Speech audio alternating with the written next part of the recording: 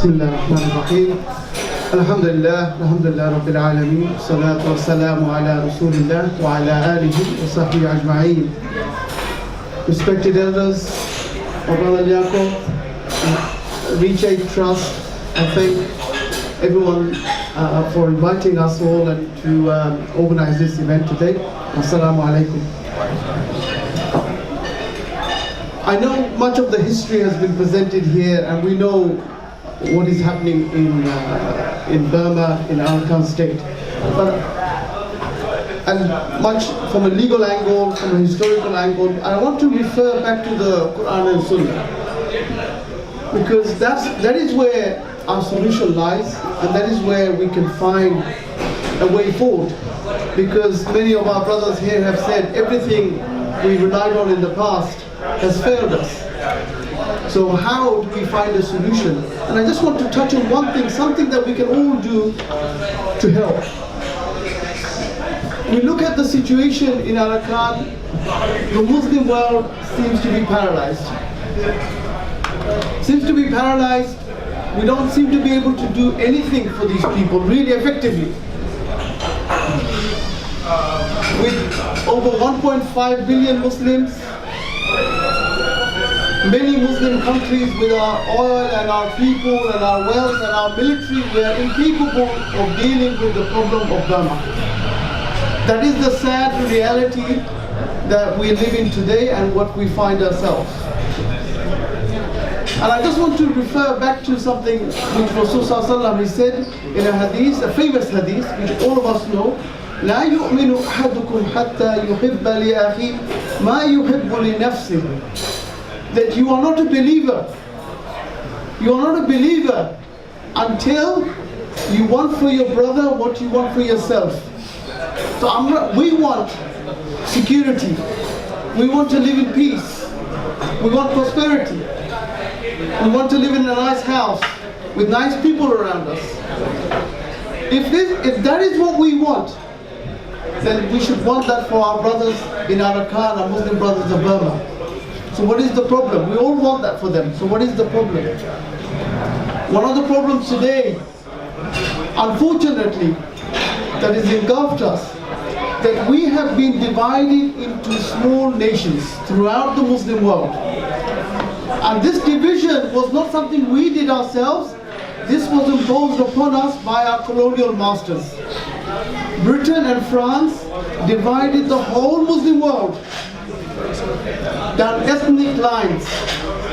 So some of us became Bangladeshis, some of us became Indians, some of us became Pakistanis, some of us became Saudis, and some of us became Moroccans, and some of us became Egyptians. And we are then being drawn, these lines were drawn around us to say, this is your border, and you remain within this border.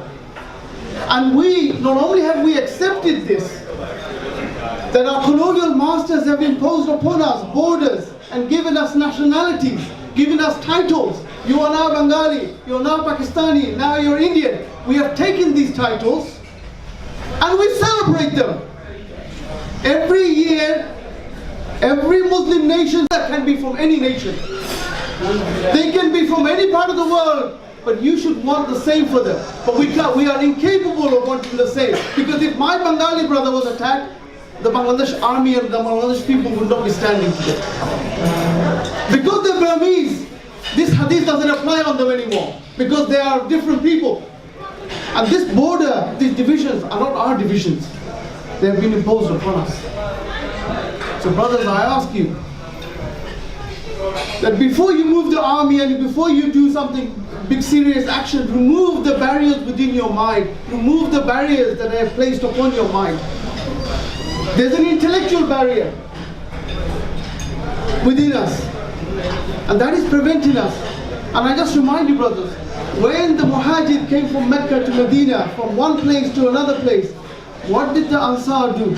Did they say, these are foreigners, put them outside of Medina, create a refugee camp, and put them outside of Medina, because they will infect us with their disease. They're poor people, they will take from us.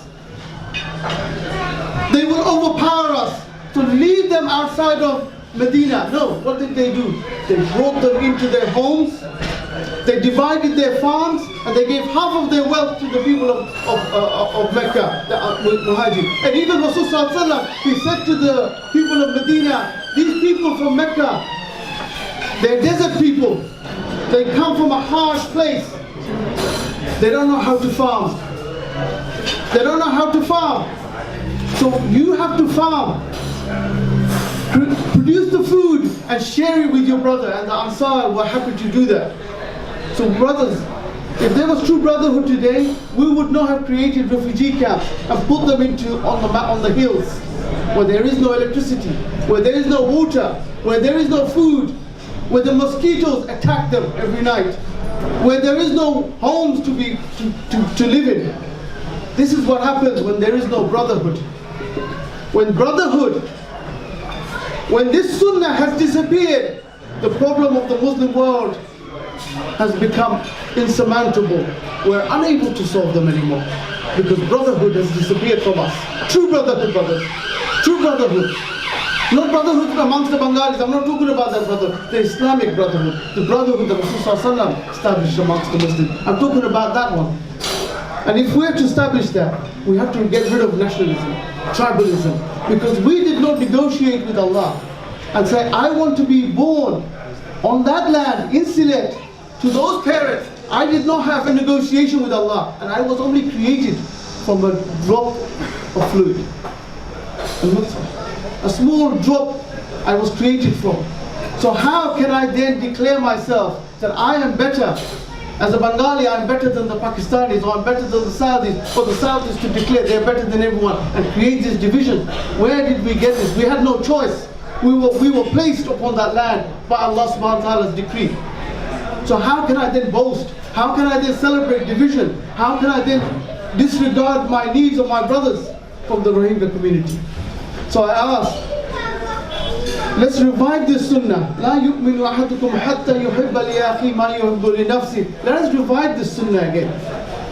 And if we can revive the sunnah, then we can find the solution. Because if we had true brotherhood, our enemies of the Muslims would never touch any single Muslim, because they would know, you touch one Muslim, then the whole Muslim ummah will become restless. They will not be able to sleep until justice has been achieved. And if our enemies knew that, they would not touch Palestine. They would not touch Kashmir. They would not touch Chechnya. They would not touch the Muslims of Arakan if they knew there was true brotherhood amongst the Muslims. So I end there, brothers, inshallah. Wa akhiru da'wana alhamdulillah rabbil alamin. Thank you, Brother Nazmul Haq. He's a khatib in Canary Wharf, also an IT consultant. Just a final recitation for this night. I would like to call upon Yamin Sarkar, is a Hafiz, my son. Let me introduce, inshallah ta'ala, Hafiz Yamin Sarkar.